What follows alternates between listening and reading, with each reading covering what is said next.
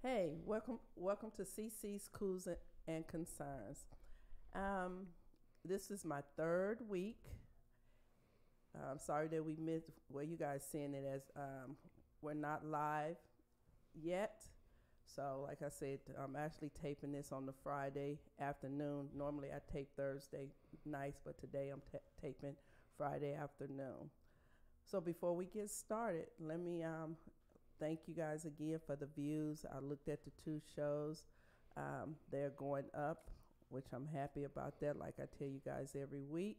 And also, um, um, hit that subscribe button because in about 2 more weeks, I'm going to go live. So I want you guys to be able to chat with me and tell me what you think of my comments. Like I say, either you agree with them or you don't. And, like I say, that's going to be a good discussion. Also, at the end of the month, I think Saturday, well, my next episode, I'm going to have a guest. She's a good friend of mine. She's coming from Colorado, Denver, Colorado. And so I'm going to have her on. And, we're going to discuss some of the stuff that I'm going to be bringing up. Another thing too, I'm going to let my business partner tell you guys how you guys can do a show over here. As you see, it's a dope backdrop. Like I said, Jerome from the Barstool podcast, he's set all this up. So I'm kind of going to let him tell you guys how you can do a show over here. Um, well, as it says at the bottom, if you're interested in doing a show, email barstoolpodcast702@gmail.com. Um, or you can DM either one of us on Instagram. For me, that would be Jarreau702, JARREAU 702, or Cynthia.Cowart.9. Um, you could DM either one of us on Instagram and let us know that way. And it's reasonable pricing. We charge by the episode. There's a setup fee, and then after that we charge by the episode. So it's very reasonable, very doable. We're not trying to gouge nobody. There you go. Okay, and before we get started, thank you. But before we get started, I want to, like I said, I want to thank everybody who has reached out to me and told me how they like the show, and it's a good fit for me. So, like I said, I want to thank everybody for that.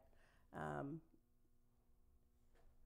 I know some people feel like this is different for me. Yes, it is. It's very different. I never been in front of the camera. So I'm always behind the cameras, helping out. So when I was given the opportunity to do this, and like I say, this is just my third episode.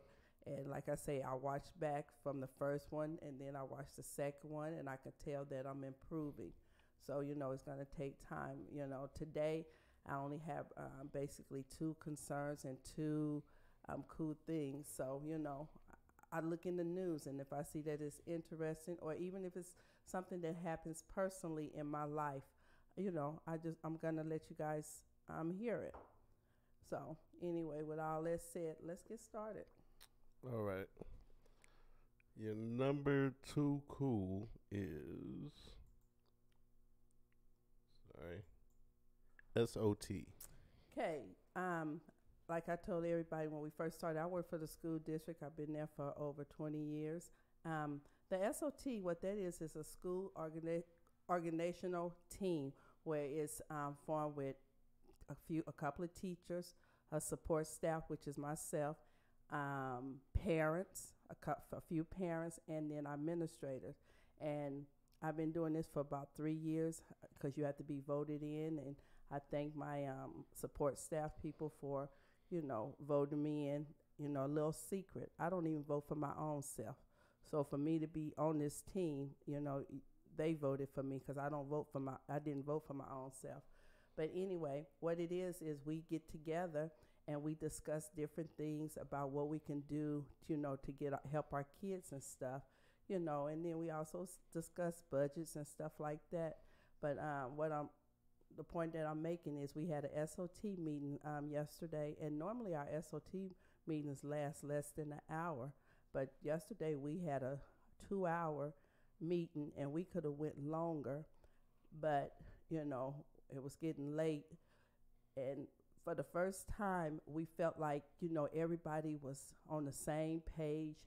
Everybody was throwing out ideas for the kids, what we want to do for the community, what we want to do to help the parents, and like family things. So we basically, like I said, we normally don't meet that long, but like yesterday we was there for 2 hours, and we probably could have stayed another hour because everybody that was there was inputting. We was talking. I was able to tell them some things that happened in the past since I've been there for 20 years, what we can do. And it was just a good meeting, and it was a good feeling to be around a good group of people. And, we all really care about our kids and stuff like that. So I just want to give a shout out to the SOT team from Clyde Cox. Right Next. Next is your number 2 concern. That would be college cheating scandal. Sorry, Okay. I spelled cheating without the G. That's okay. The college cheating scandal, like I told you guys, I ended it last week with that. But it's getting a little, it kind of died down, but they really fixed on like Lori, the one that played Becky on Full House, her daughters. It's a shame. And like I say, that one of the daughters, she was sponsored by a couple of companies, and they ended up dropping her. And just like Lori, the mother from Full House, she ended up losing some sponsors too. And it just baffles me to think, until these people are, convicted or stuff like that, why do companies just drop people like that? They don't even give them a chance to hear both sides of the story. And like I say, I was a little bummed to see that they dropped the daughters. I know they the daughter, the one that sponsored a couple companies, so I was kind of bummed to see that. And today I was reading that she's really pissed off about what happened. She's really pissed at her parents for doing what they did. So it kind of makes me wonder if they even knew what they were doing.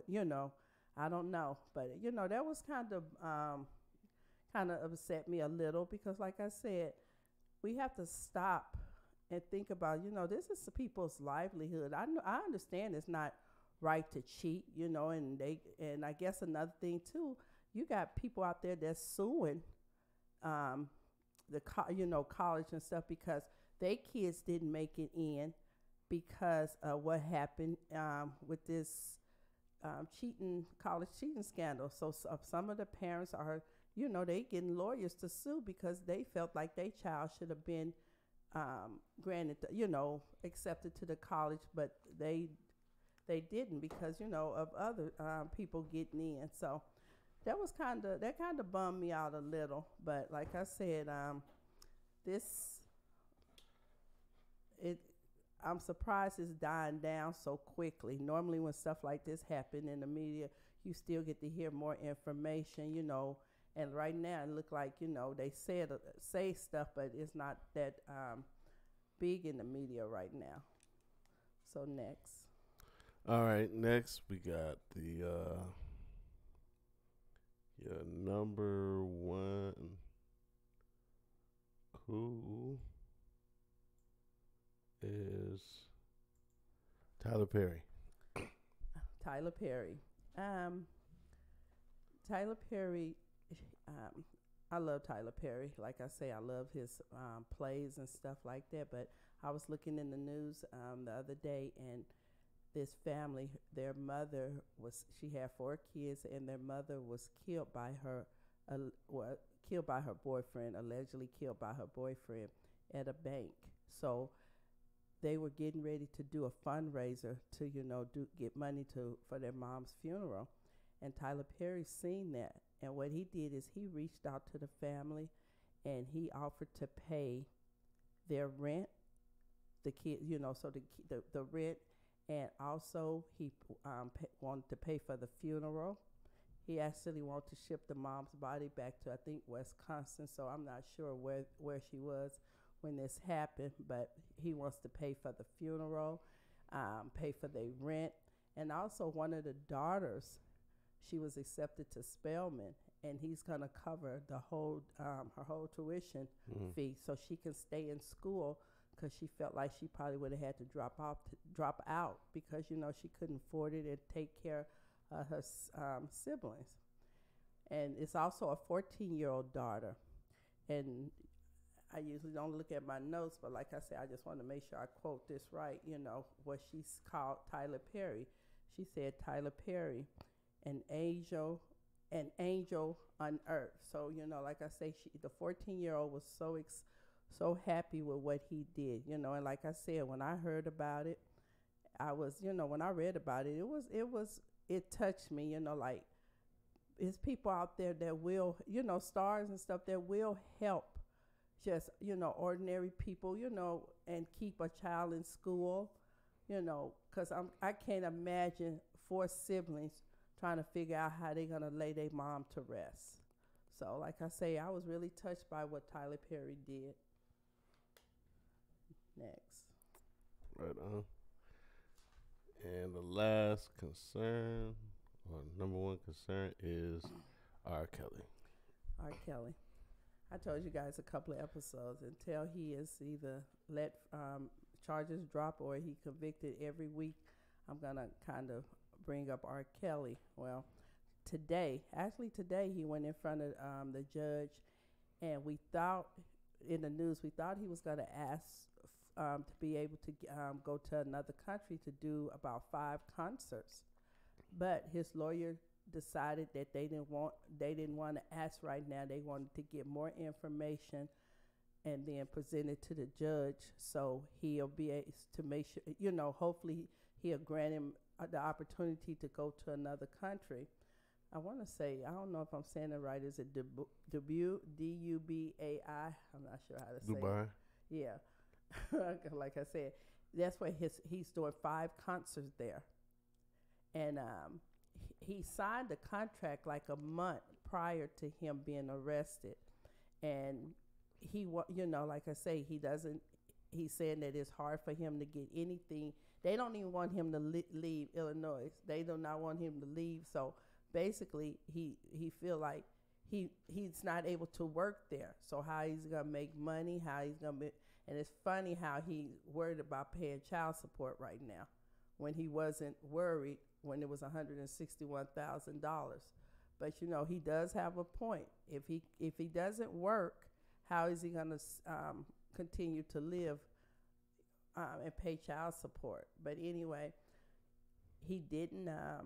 They didn't ask the judge yet. They wanted to get more information, you know. And like I say, when I get ready to go live chat, this is a question I want to ask. You know, maybe somebody can help me with. Do you think R. Kelly, if he do leave this country, do you think he's not coming back, or do you think he will come back?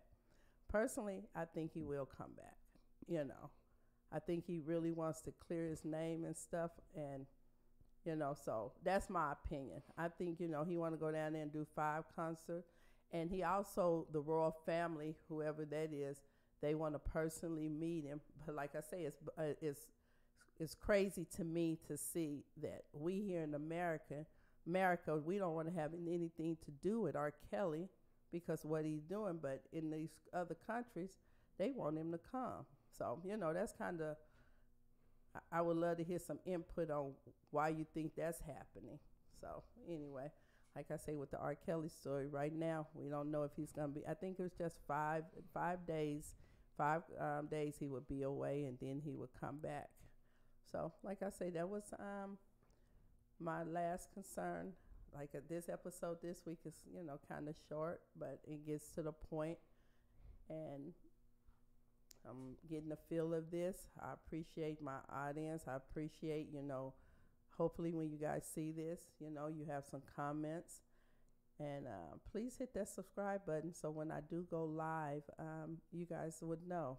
Also, I didn't have a chance to get that gift card, but I'll definitely have the gift card the day that I do go live chat. And next week, I will definitely give you guys the phrase on what words to listen for. And if you're the first one to chat with me after you hear this saying, you'll get that $50,000. I ain't got 50,000. That $50 Visa gift card. You got 50,000. And I think with all that said, I think I'm kind of done for today. Right on. Yeah. Can I ask a question though? Sure. So, like what you had mentioned about child support and all that, and even it was so bad how he was talking about in the interview, you know, the famous interview, how he was like,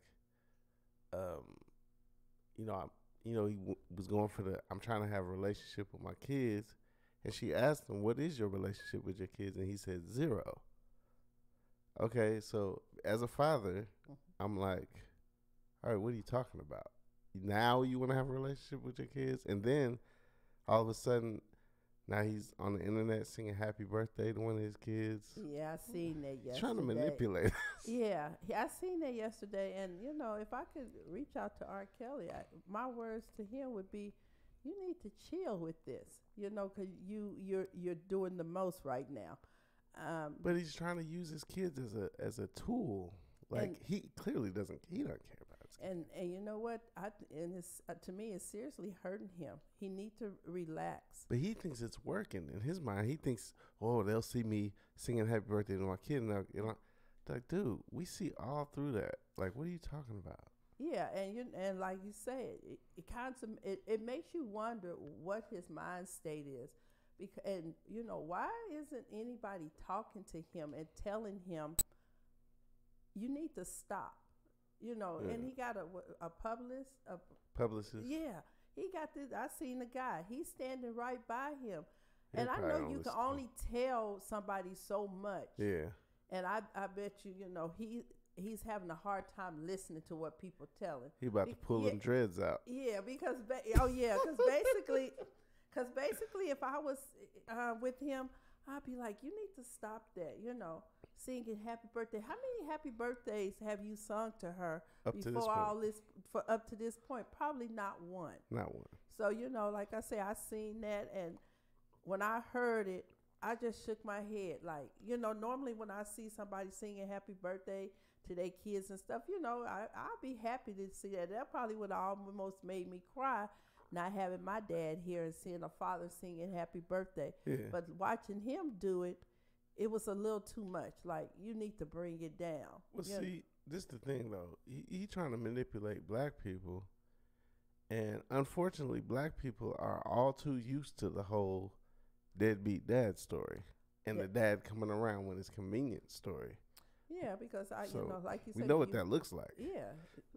Because just like when you got these, and no offense to the fathers. Let me get that straight. But, when you have these moms and they have a son and say he make it all the way to the NBA and stuff, and then they go up there, and it's like all of a sudden the dad want to come in the picture and stuff, and it's like now he wants to be the agent, and the manager, and all. I'm trying to see who was the NBA who did a movie. Shaq Daddy tried to do that. Yeah. And Shaq was like, Yeah, it's too much, and I'm sure it's mothers who ain't seen their kids and and stuff. But I see it and hear more with fathers. Like once you get that NBA, they getting ready to sign you. All of a sudden, you want to enter and be part of your son's life and stuff instead of just chilling out and easily working your way back in. You just want to go. You just want to be on the camera, standing next to him, getting the same glory as the mom, or maybe I say the parent who supported that child from kindergarten all the way up to the day they get get drafted, and stuff like that. So, are you familiar with D.L. Hughley, the I comedian? know who he is. He's same story. He broke down crying on the interview recently. I didn't see the whole thing, but I know it was part of his act a while back. Because once he became famous. Then all of a sudden, Pop shows up, and it's like, what do you want me to say? Like, he was raised by his stepdad. That's the man he looks at as his dad. Yeah, And like I say, it's real sad that you feel like once your kids get to that level of fame, you have to pop back in. And like I say with R. Kelly, I don't, he's R. Kelly. And like I say, I can remember going to that concert right after he was acquitted. Mm-hmm. And he was at the concert, and he was flying, running around, because I think he was just getting ready to sing I Believe I Can Fly, and he was running around. We always happy for him, because it's fun. It's not funny, but it's kind of a concern is that when this first happened, 20 years ago, whatever the case may be, Mm-hmm. everybody was supportive of him. Mm-hmm. But now, everybody looking at him like he crazy. Mm-hmm. And the thing of it is, when we was at that concert, I might have mentioned this before, when we was at that concert, his kids was at that concert with him. Mm-hmm. So, and it just baffled me that he feel like he have to keep doing what he doing on these cameras. Yeah. And I think him singing happy birthday to his daughter and telling her, I love you, I can't personally say he don't mean it, but I just think the timing is off. He needs to like your word. He needs to relax. You love using that word, relax a little. So that's why I get that word from. You need to relax a little. He's doing too much. I think what I think too. I think honestly, if you put yourself in his shoes, he's probably panicking. So it's probably more desperation, because he's not going from a shitty life to prison. He's going from the life that we all think we want, having it his way for the last 25, 30 years, 30 years of his career, like you say, having it his way, top, A-list celebrity. He ain't never been nobody's B-list. He's top of the food chain. You know what I mean? I don't know what his pockets look like or none of that, but I know he's always been R. Kelly since like 91 or 90 or something like that. And to go from that, being on top, to going to prison, like, whew, he probably knows that's like, so he's probably a little desperate.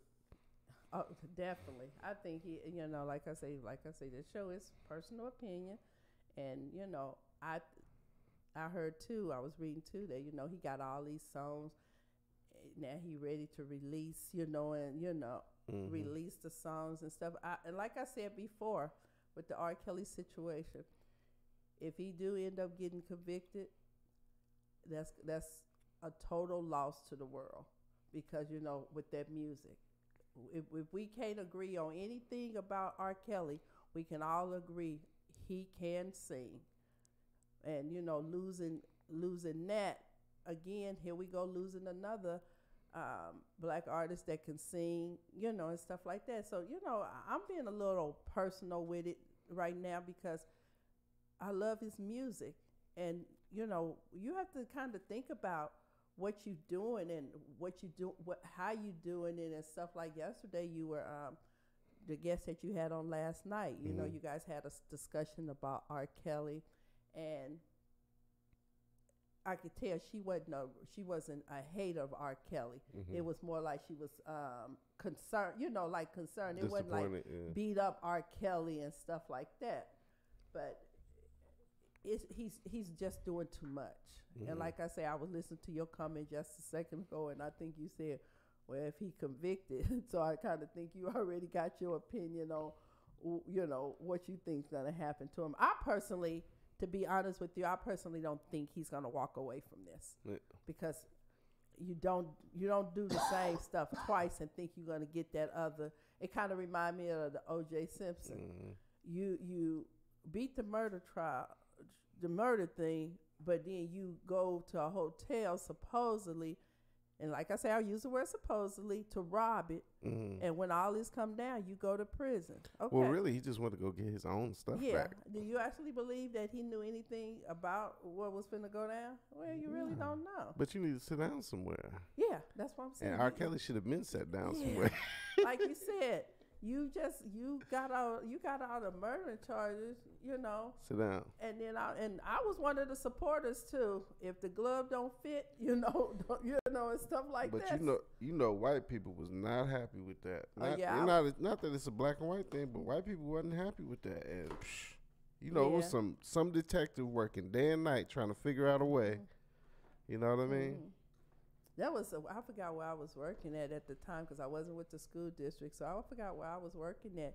And we knew the verdict was coming in. We had the radio set, and when they read the verdict, it was where everybody could hear it. And I believe it was maybe only two of us who were black in there. And once they said not guilty, I think me and her clapped, yay, but them other ones, they was looking like, oh my, like, okay, do I need to leave early and stuff like that? Because I remember having some words with one of the ladies, like, really? You just heard not guilty, and stuff like that. So, but like I said, my opinion is, I don't know. I said earlier, putting R. Kelly in prison is not going to help him. He really needs some help. And every time he go in front of a camera and he do something, it really shows me that he really need help. Yeah. Also, for sure, OJ killed those people, but I just play. Nah. But anyway, I want to thank you guys for joining me for this episode. Like I said, I go through the whole week and I try to find, like I say, when I go on the air, I want to make sure, I'm doing things from the heart. So, like I said, it's not gonna. If it might 1 week, I might have just one cool thing to tell you or one concern. So, it was a good episode. I appreciate you guys tuning in. Like I said, please hit that subscribe button. So when I go live, and I think I got 2 more episodes, not one more, and then I think I'm going live on the next one. You guys can hit me up and tell me what you think about what I'm saying. And like I said, that for that episode that I go live, I will have a guest. I'm excited that she's coming, and I'm excited that she's going to sit down here with me. It's probably going to be just once a month that I'm going to bring in a guest, to talk and stuff. But again, I want to thank you guys for tuning in, and I hope you enjoyed the show. Thank you.